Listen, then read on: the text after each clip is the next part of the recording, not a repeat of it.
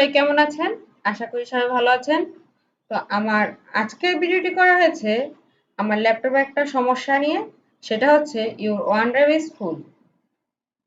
আমার ল্যাপটপে কিছুক্ষণ পর পরই এই পপ আপটা আসে, যেটা হচ্ছে এই যে এখানে দেখা যাচ্ছে there are 3 things issue in OneDrive. Click to learn more about this issue and how to resolve them. তো এই পপ আপটা আমার বারবারই আসে আর বারবারই ডিস্টার্ব করতেছে। এটারই সমস্যার সমাধান করব। তো কেমন আছেন সবাই? আজকে আমি এসেছি আমার চ্যানেল রাখিরানী দেবনাথ থেকে। চ্যানেলটিতে নতুন নতুন টেকনিক্যাল সব ভিডিও দেওয়া হয়। ভালো লাগলে অবশ্যই আমার চ্যানেলটিকে সাবস্ক্রাইব করবেন। তো চলে যাচ্ছি ভিডিওটিতে। তো ওয়ানড্রাইভ কি? ওয়ানড্রাইভ হচ্ছে মাইক্রোসফটের একটা স্টোরেজ, ক্লাউড স্টোরেজ। আমরা যেমন গুগলের ক্ষেত্রে গুগল ড্রাইভ পেয়ে থাকি, এরকম আমরা মাইক্রোসফট থেকে একটা স্টোরেজ পেয়ে থাকি। এই স্টোরেজ থাকে মাত্র 5 জিবি, গুগল ড্রাইভের থেকে 15 জিবি। যদি আমরা এর থেকে বেশি স্টোরেজ নিতে চাই তাহলে আমাদেরকে স্টোরেজটা কিনতে হয়। তো সেক্ষেত্রে আমাদের করণীয় কি? আমাদের এই মাইক্রোসফট এজ এর স্টোরেজ ফুল হয়ে গেলে আমরা এটা কিভাবে কি করব? আর এটার কারণে স্টোরেজ ফুল হওয়ার কারণে আমি আজকে কয়েকদিন ধরে অনেক ধরনের প্রবলেমে পড়ছি। আশা করি আপনারা এই ভিডিও থেকে আপনাদের স্টোরেজ সম্পর্কিত ফুল হওয়ার কারণে ল্যাপটপে যে ধরনের সমস্যাগুলো পড়েন তা থেকে সমাধান পাবেন।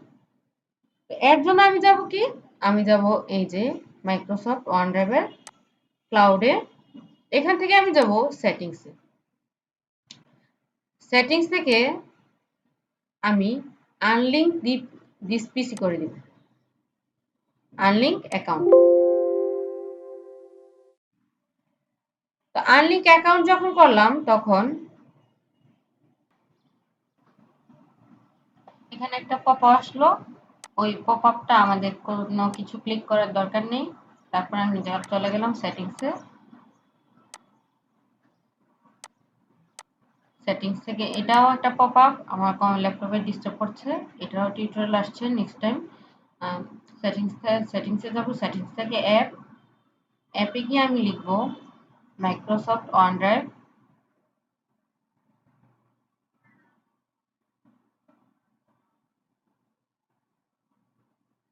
মাইক্রোসফট ওয়ানড্রাইভ এসে গেছে।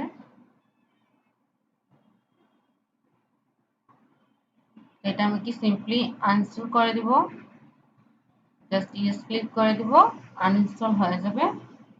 এভাবেই আমি মাইক্রোসফট ক্লাউডটা, ওয়ানড্রাইভ ক্লাউডটাকে আমি ডিলিট করতে পারি। আর এক্ষেত্রে ওয়ানড্রাইভে আমার যে সমস্ত রিসোর্স ছিল তা কিন্তু চলে যাবে না, তা আমার ডকুমেন্টস পিকচারে থেকে যাবে। তো এটা নিয়ে কোনো টেনশন নাই। তো কেমন ছিল ভিডিওটি ভালো লাগলে অবশ্যই আমার চ্যানেলটিকে সাবস্ক্রাইব করবেন, পাশে থাকা বেল আইকনটিকে প্রেস করে দিবেন, লাইক করবেন, শেয়ার করবেন। ধন্যবাদ সবাইকে।